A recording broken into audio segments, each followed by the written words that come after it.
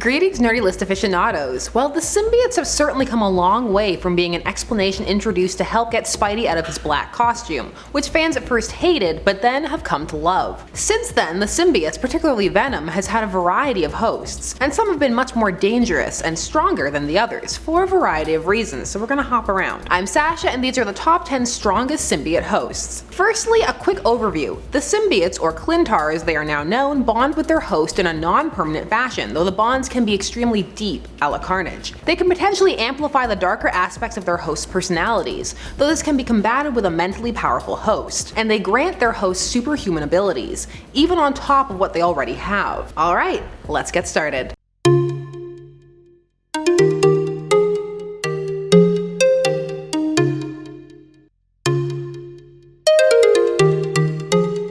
Number 10. Dr. Octopus. Otto Octavius has had an interesting journey in comics since the Superior Spider-Man run, which has definitely altered his relationship with the wall crawler. One of the complexes he has, even while in Peter's body, was to be a better Spider-Man than he could ever be, and that included how he handled the Venom symbiote. Although in all fairness, this was because unbeknownst to him, at the time Peter's consciousness had survived and was laying in wait, keeping a low profile, but was subconsciously giving information when needed, such as how to handle the Venom symbiote. Still, with Otto's obsession with efficiency and showing off, his brief time with the symbiote was pretty impressive. The entire storyline was pretty cool in my opinion, despite the backlash it got when it started. However, I don't know, I never expected them to permanently get rid of Peter. How many changes in comics are permanent? Very few. Rare, like a unicorn. Number 9. The Punisher, Frank Castle. Frank Castle is possessed by the symbiote in a What If storyline. If you've been on this channel for a while, you know all about the What If series. Marvel's place to play around with alternate story ideas based on influential storylines, or sometimes just intriguing ideas. So this is What If Venom had possessed the Punisher from 1992. In this story, the symbiote abandons Peter for Frank when he senses his rage while Frank is in a church thinking about his family,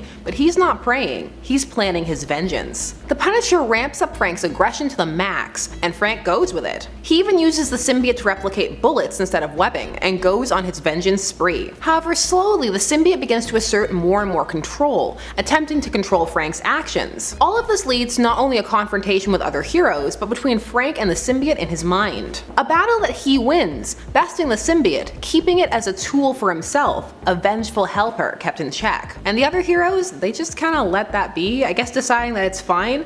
It's not fine, but okay. Number 8.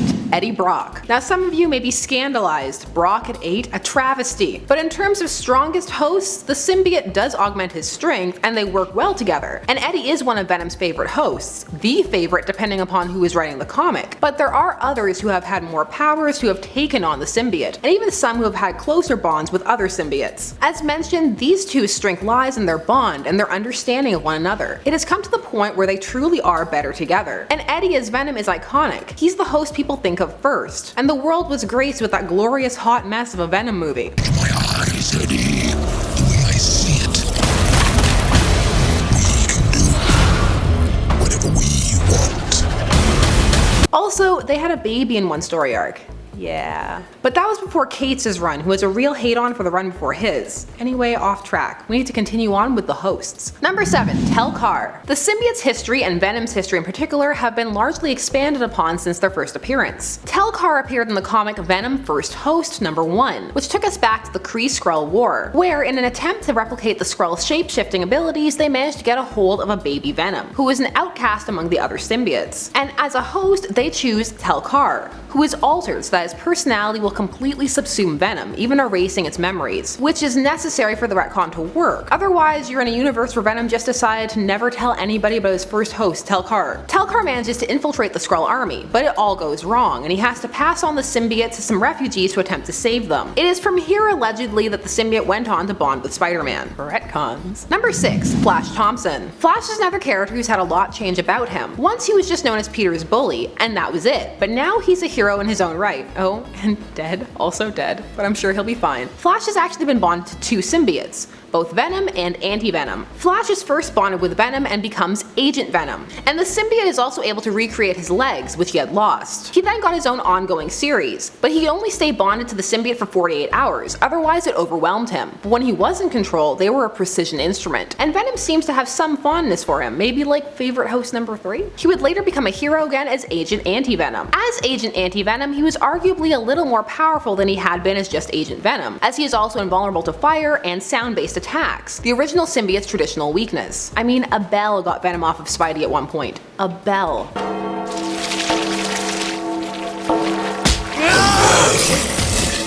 But why didn't I know your weakness? Number 5. Spider-Man. I know, again, blasphemy, only at the halfway point. But many would put Spidey high up because, well, he's iconic. The first big Venom arc. When Spidey finds his powers augmented, his reflexes, his strength, the automatic webbing, but slowly he finds his personality morphing into a more violent one and figures there's something wrong with him. However, it's really after this arc that the symbiote shows its true colors and the full extent of its abilities begin to shine through. And it's Spidey's powers and the like that will shape the symbiote for years to come. But as Spidey, it was still largely dormant. Still, iconic arc, iconic costume, and Secret Wars is amazing, and you're all still gonna yell at me anyway. Number 4.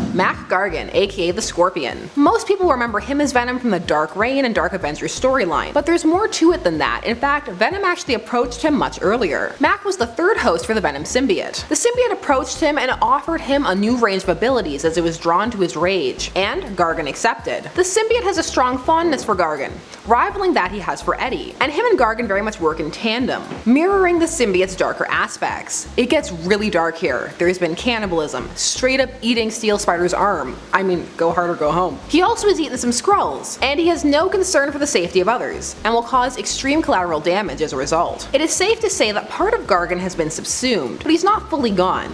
I mean, Venom makes a little scorpion tail for him when he manifests. If anything, they have a bit more of an insidious bond, which we all know when it comes to the symbiotes is more dangerous. Number 3. KRON Stone. KRON Stone comes to us from the Marvel 2099 imprint, specifically Spider-Man 2099. He is the half-brother of the titular Spider-Man, Miguel O'Hara. He bonded with a mutated version of the symbiote that had gained new abilities, such as acidic blood and saliva. Like an alien, basically. KRON hated his brother and upped the psychological torture factor as Venom. The thing was, the symbiote bonded with KRON on a molecular level, so his own body also took on attributes of the symbiote even after they were separated, creating a truly close bond. Eventually though, they were separated and the symbiote fled with Roman, the Submariner. Number 2. CLETUS KASADY, aka Carnage. Carnage was quite the event when he first appeared on the scene. KASADY actually appeared before Carnage did, a full year before in 1991, a monstrous psychopathic killer. He found himself host to Venom's first offspring, the Carnage symbiote. Their bond from the start was described as special, closer, and more of a fusion, with them even going so far as to refer to themselves as a singular being using the term I. Cletus's warped mind merged with the innate violence of the symbiote, creating a truly monstrous creature bereft of remorse, and one of the first things they do is go on a killing spree, and for the people that they kill, they write the term Carnage on the wall, which is where he gets his name. Using the symbiote for murder, it demonstrated a singular and aligned strength of intent, which made their bond work. The symbiote has been bonded to more physically powerful hosts, but never with one with whom it was so in tune. They two bonded on a cellular level. In fact, the reason Carnage is red is because its first interaction with KASADY was through his blood. Number 1. THOR. Here we have a host with both physical and mental fortitude. This is another one from a what if. This one, what if the alien costume had possessed Spider-Man? Now some of you may be asking, didn't it? But what they mean is fully. In this tale, Spider-Man doesn't go to Reed to try and figure out what is going on with his suit, and so it completely overtakes him. And at this point, the symbiote begins its true mission, trying to find itself the strongest host it can. It hops from Spider-Man to the Hulk, who is thrilled, but in reality the Hulk is just a stepping stone for the symbiote's true goal, Thor Odinson. The symbiote on Hulk initiates a fight and uses that to transfer itself to Thor. However, the symbiote never was able to fully control or bond with Thor. So while Thor may be who he considers his strongest host, it's not a true bond. Also, Black Bolt gets him off with one word, and then Black Cat kills the symbiote with a sonic gun, all set up by none other than Reed Richards. Teamwork. So we could definitely do a part 2. There are more symbiotes, there are more hosts. What do you think? Let me know. Which host is your favorite? Were they on this list? Thanks so much for watching Top 10 Nerd. Don't forget to like, share, comment, and subscribe for more, well, nerdy lists. And all of us will see you again soon. Bye bye.